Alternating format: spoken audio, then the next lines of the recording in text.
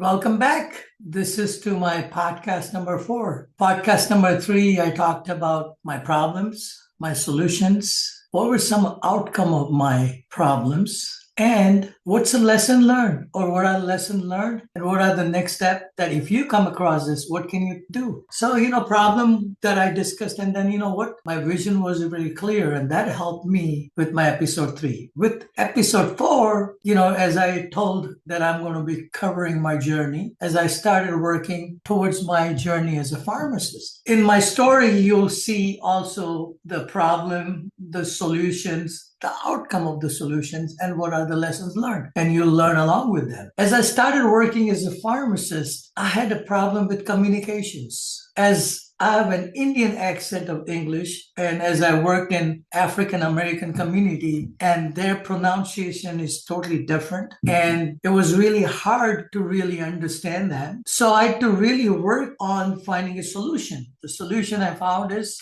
ask them, can you please repeat it in a very humble way, in a very friendly way, with a smile on my face. Watch television show where there is an African American television shows that you could get used to some of the way the people are talking and pronunciations and all that thing. So just getting familiar with them. And working in a pharmacist, I had a problem with typing. And as I'd done some typing, but speed was really less. So I had to work really on keeping up the pace with the work environment, because I'm talking about in 1978, where there was no computers, no fax, and none of that stuff. So, it was done all manually. So I had to really keep up the pace. Knowing the culture of this country and how the medicine is dispensed in this country versus back in India was totally different. So, I had to really evolve myself. Another problems was that, since I didn't have a car, as I just started up, I just couldn't afford the car. I had to basically use the public transportations, and the communication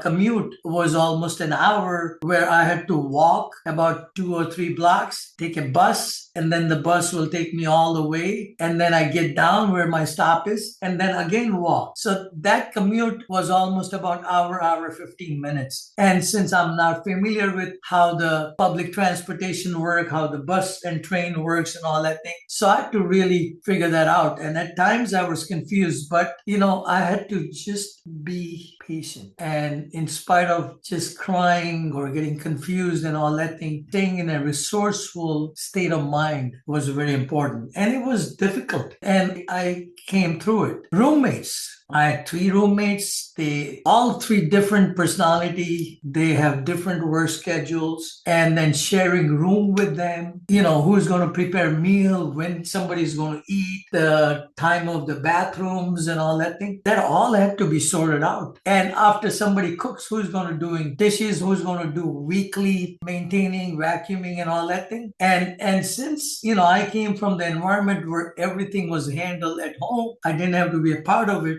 This was also a huge adjustment in my life. And I felt, wow, what I got myself into from the luxury that I had in there versus in here. So it was all challenges. And, some of my roommates had gone through all of those challenges because they were raised totally differently versus me. They were also working 2 jobs versus I was working 1 job. So, they may not be present. So I wound up doing, cooking at nighttime when I come. So I cook at nighttime for that evening, and especially also take it for the lunch. And then somebody else will do dishes. And then, so it was just a very trying and learning time for me. What were some other challenges was, I had to basically learn about a banking system because, I had not done any banking in here. So I had to open my account and go through that and learn all that stuff. So, just to tell you, just coming to a new country in a new environment with new sets of people and new culture and all that thing, I'm just learning by taking a baby step and trusting my parents' trust on me that I'll figure it out. And that trust really kept me going through all the difficulties. And again, I'm just telling you all this thing is we all feel overwhelmed. We all feel, I just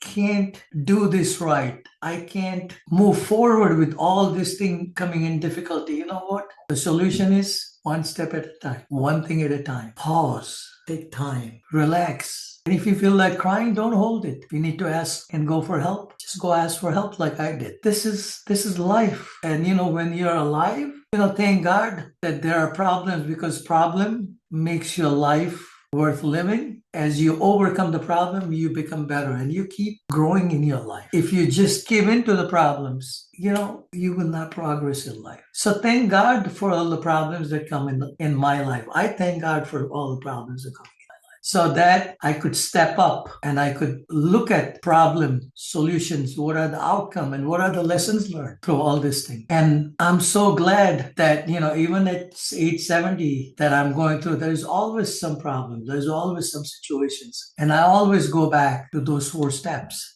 spending about 5% of time or 5% of effort in identifying the problem. And then 95% of my effort goes in finding the solutions. And when you do that, I think your focus of 95% solution will always give you some solution. Would it take time? Yes. Would you make some bad decisions and come up with something that may not work? Yes. But as long as you stay in a resourceful emotional mindset versus unresourceful mindset, remember, being resourceful is all up here. And you just have to work at your mindset to be resourceful. Well, this is my episode number 4. And I wanted to share my journey as a baby step. And next episode number 5, I'll be talking about how I kept moving forward. And by 1980, from 1977 December to 1980 January, as I graduate, as I pass my board exam for pharmacy and all that thing. So I'll be covering some of the things and some of the challenges that I went through. Till then, wishing you all health, wealth, and happiness, and best of luck for all the problems in your life that comes in, and find blessings in your problems. Love you. God bless you.